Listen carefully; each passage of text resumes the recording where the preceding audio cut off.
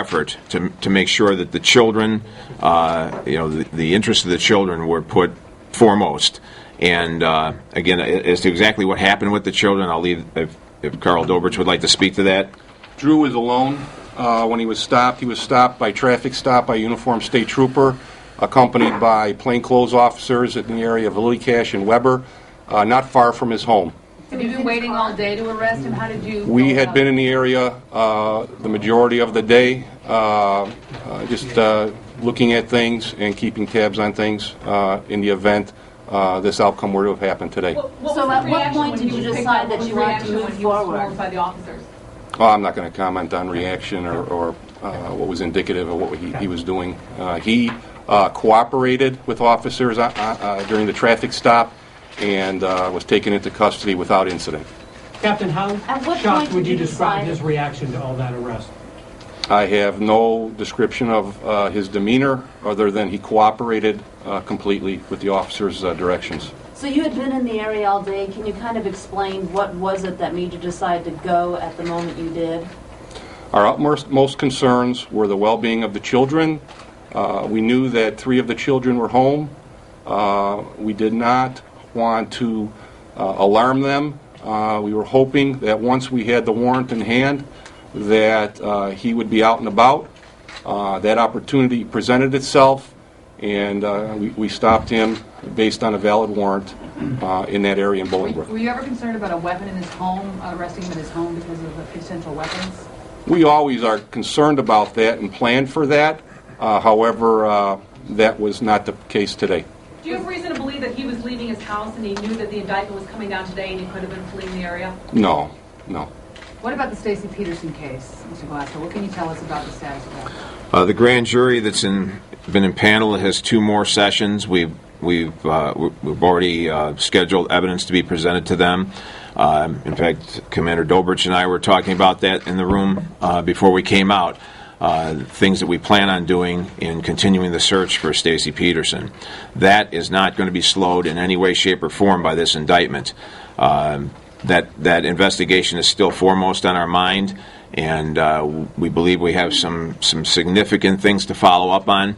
Unfortunately, one of our problems is funding. But again, we'll get past that. We were talking about alternatives that we could use, and that's something that we feel is within our grasp, and we're going to continue pushing as hard as we can. Jim, do you expect that you will ask the grand jury to return an indictment in the Stacy Peterson case before its term is up?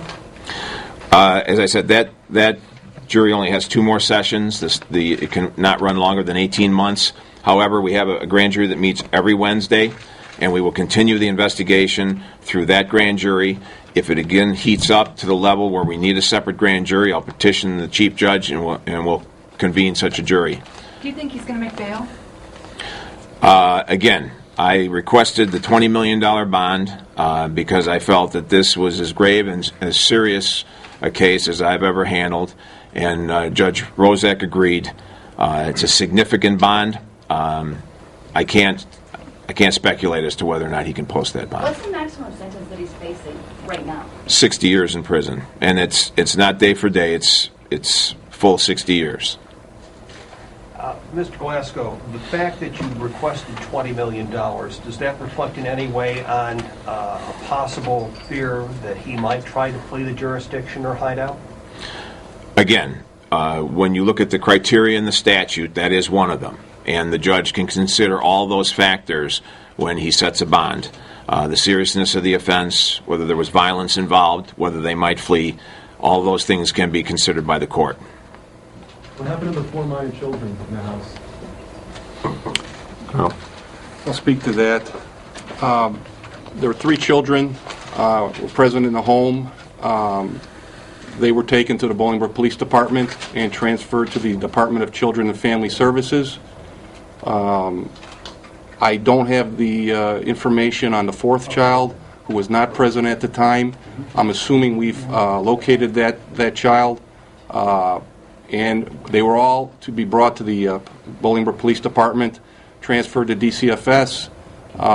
We contacted Stephen Peterson at the request of Drew Peterson so that Stephen Peterson, his son, could take custody of the minor children. Okay, that's the last question. Thank you very much.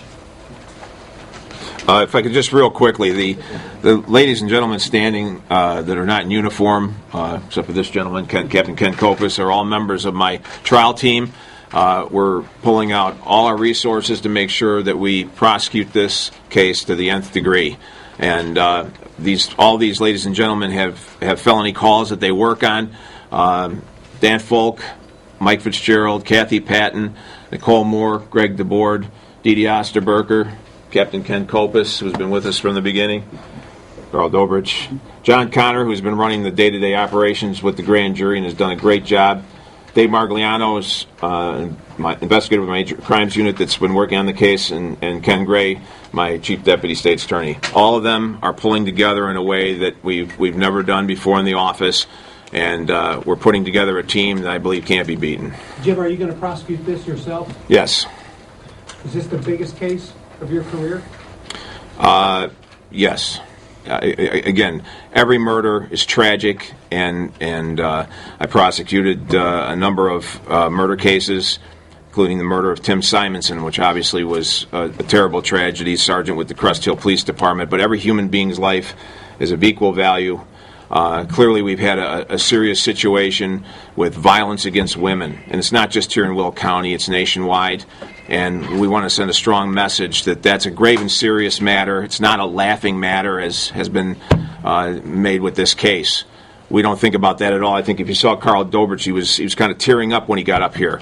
He was doing the same thing in the back room. That's how much to heart he takes this case, and we all do. And we're going to do our very best to prosecute this case successfully. Thank you.